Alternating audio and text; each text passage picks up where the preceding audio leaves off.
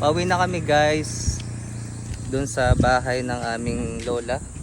Galing kami ni Misha sa ano to? Piso Wi-Fi. Naghanap ko ng internet. Grabe, ang init na ang pauwi natin.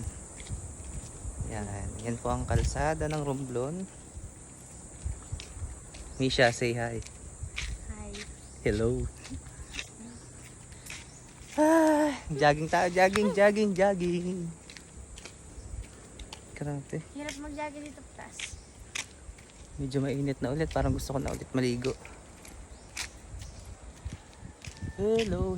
Kilala si nanay dun, ano? Siguro yun kung mga kababata niya rin dun. Tanong mo. Hello, at least nakarating ako ng Romblon. For the first time. Yan.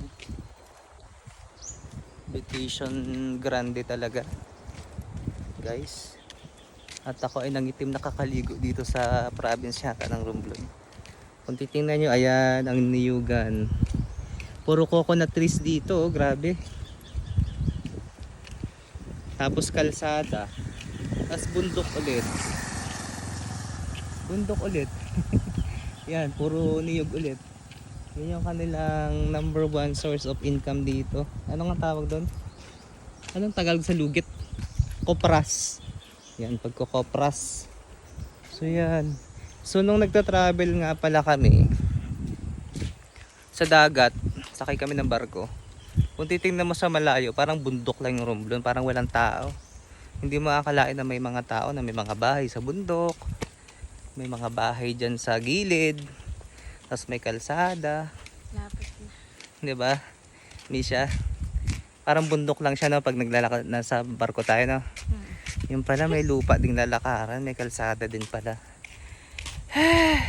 Kaso nakakahingal talaga sa paglalakad. So yan, may mga sasakyan din naman, may mga motor. Pero parang bihira. Grabe ang tataas ng nyug oh.